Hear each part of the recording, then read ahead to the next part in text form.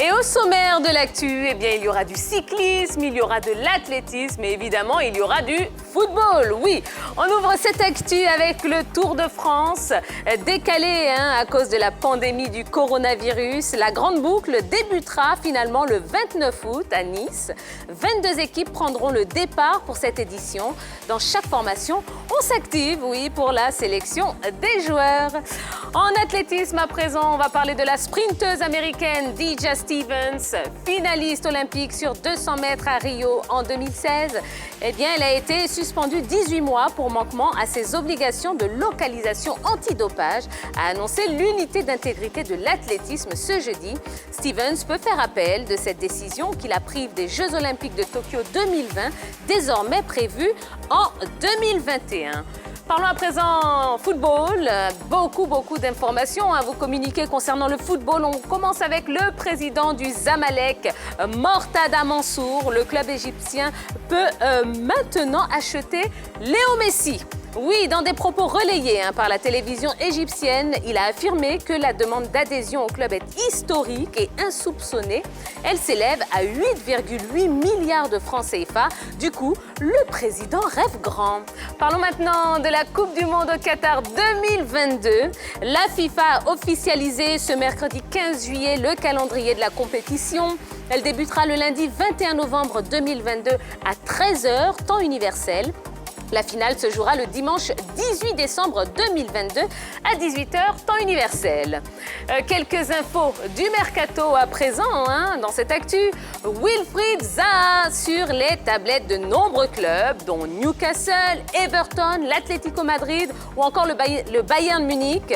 Mais toutes ces équipes sont refroidies par les intentions de Crystal Palace qui demande plus de 52 milliards de francs CFA, selon le journal britannique le Daily Mail, pour céder son milieu de terrain ivoirien. Toulouse réclame 6,5 milliards de francs CFA. Quant au Nigérian Victor Osimhen, Lille a confirmé ce jeudi qu'il quittera le club.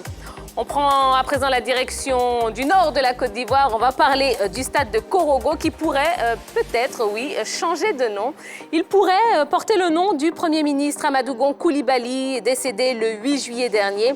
En effet, le ministre des Sports, Dan Opolin, a proposé que l'enceinte sportive qui abritera la CAN 2023 soit baptisée du nom de l'ancien maire de la cité du Poro. Et on termine ce plus d'actu avec l'AFI. Évidemment, oui, l'association des footballeurs ivoiriens est secouée par une crise depuis lundi. Sa décision d'accorder son parrainage à Idriss Diallo n'est pas du goût de tous ses membres et de tous ses adhérents. L'AFI pourra-t-elle résister à cette fronde dans son sein? Eh bien, ça tombe bien puisqu'on va en parler dans le débat. Et le débat se fera évidemment avec la team. Bonsoir la team, comment allez-vous? Oui. Bonsoir, Tia. La forme? Oui, ça va. Vous êtes super belle ce soir. Oh, merci mon Jojo. Merci beaucoup. Tu n'auras pas le brassard. Tu n'auras pas du tout le brassard. Moi, j'ai jamais de brassard quand je dis ça. Si c'était Roger Stéphane qui avait dit, il avait été un... Non. Bon, alors est-ce que les esprits se sont calmés, se sont refroidis? Parce qu'hier, c'était très chaud quand même sur le plateau. Ah bon? Très chaud? Bon, ne veux pas l'étonner, c'était vraiment chaud. Ouais. Vous voulez apporter de l'eau à tout le monde. C'est vrai. J'ai pas trop senti ça. Et puis, ça a vraiment énormément réagi. Et d'ailleurs, on vous remercie parce que, vous savez, je vous le disais un petit peu plus tôt, l'émission, elle se fait également avec vous. Donc, n'hésitez pas, vous avez le droit de parole dans cette émission. Comment? Eh bien, en laissant des messages sur la page Facebook de la 3. La team avec notre Yellow. Bonsoir Yellow, comment allez-vous? Salut Tia, je vais très bien. Alors, qu'est-ce que vous retenez de toute cette actualité du jour? Alors, on va commencer par l'athlétisme, puisque j'en parlais hier. Alors, pour cette nouvelle information, qu'est-ce que c'est que la localisation antidopage? La localisation antidopage, c'est le fait ou c'est la règle selon laquelle l'athlète devrait informer le comité antidopage de sa situation géographique pour que ce comité-là aille faire des visites inopinées 90 jours à l'avance avant la compétition. Et cela n'a pas été respecté par notre athlète parce que cela doit se faire 18 mois avant. Sa localisation doit être donnée 18 mois avant la compétition. Et pendant 90 jours, le comité vient chez elle pour faire des visites inopinées par rapport au test antidopage. Ça n'a pas été fait et on croit ou on pense qu'elle ne sera pas présente lors des prochains Jeux olympiques. Voilà. Et ça, c'est ballot, comme dirait. Voilà. Vraiment dommage. C'est vraiment difficile pour la localisation. Il faut toujours que je donne ma localisation. Pourquoi? Et maintenant, s'il y a des affaires intimes, ça sera vraiment... si je vais encore... Oui, mais Non, bon, mais si j'ai des je ne sais affaires pas ce que vous intimes. entendez par des affaires Si je intimes. dois aller voir, moi, je suis allé voir ma femme, quelque part là-bas. Est-ce que je vais donner ma localisation? Ils vont venir me voir, ils vont venir me Oui, chercher. avant de compétir, tu dois donner ta localisation pour qu'on vienne faire des textes. Des visites inopinées. Oui, Ah, mais ça, c'est pas bien. Ben, c'est le principe. c'est le principe. Ouais, Pour non. voir si à tout moment... Mais on c'est peut, ma vie privée, je suis pas obligé. Ah ben, quand on est sportif, Ah, là, de haut niveau, malheureusement, il y a Il y a certaines des choses. règles Ça, c'est à pour de l'argent. respecter. Ouais, Tout ça, c'est pour ouais. de l'argent. Ah, ok. hein. Henri Jo, bonsoir, bonsoir. Ah, bonsoir Tia. Alors, vous, c'est le Oui, cyclisme. on va pédaler un peu. Ouais, On va ouais. pédaler. Ça sera à partir du 31 août et puis la fin de la course, ça sera à Paris le 29 septembre. Voilà. Et puis déjà, 22 équipes participeront à cette 107e édition du Tour. Vous avez dit le départ à Paris? Non, à Nice. À Nice, À Nice, la bien fin sûr. plutôt. Ah bah oui. La fin plutôt, c'est à Paris, voilà, Absolument.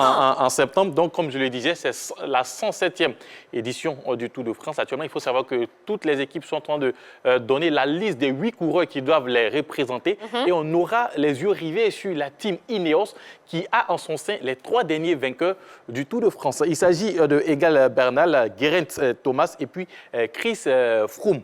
Ils ne sont pas que les seuls favoris de cette édition. Il y aura aussi Primoz Rodrigue, sans oublier Nairo Quintana, le Colombien. Et puis côté français, Thibaut Pinot et aussi Julien Alaphilippe.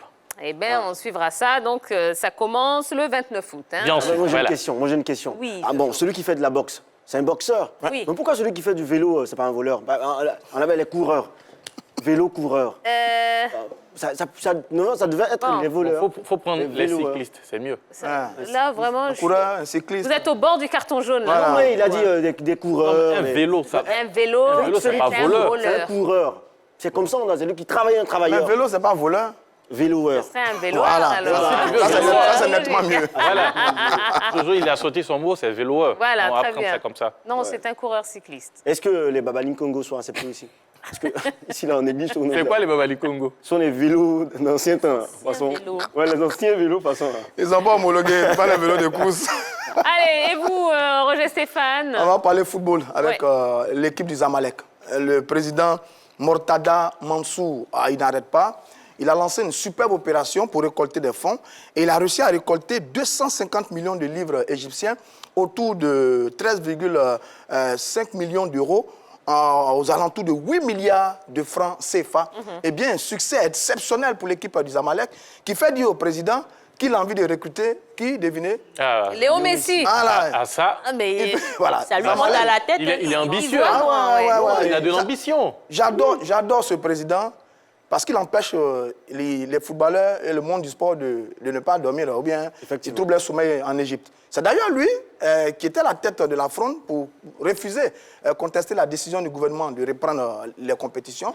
Et encore lui qui fait cette annonce-là, oui, Zamalek veut recruter Lionel Messi, tout simplement parce qu'il y a une opération de collecte de fonds qui a été un franc succès. 8 milliards de francs CFA récoltés par l'équipe du Zamalek, c'est exceptionnel, c'est magnifique pour un club africain. Je me rappelle d'ailleurs qu'il y a quelques années, l'ASEC Mimouza a lancé une opération pour récolter 1 milliard 200 millions de francs CFA. Et il a eu combien? Ça n'a pas marché du tout. Pour le Zamalek, c'est plutôt 8 milliards, c'est ça? Et là, Oui. le Zamalek vient de récolter 8 milliards c'est de francs CFA. 8,8 C'est milliards. énorme et Ouais. c'est exceptionnel. Bon, et puis bonne nouvelle aussi, hein, bon, qui n'est pas encore confirmée, c'est un projet, hein, le changement du stade de Korogo, qui deviendrait le stade Amadou Gon Coulibaly.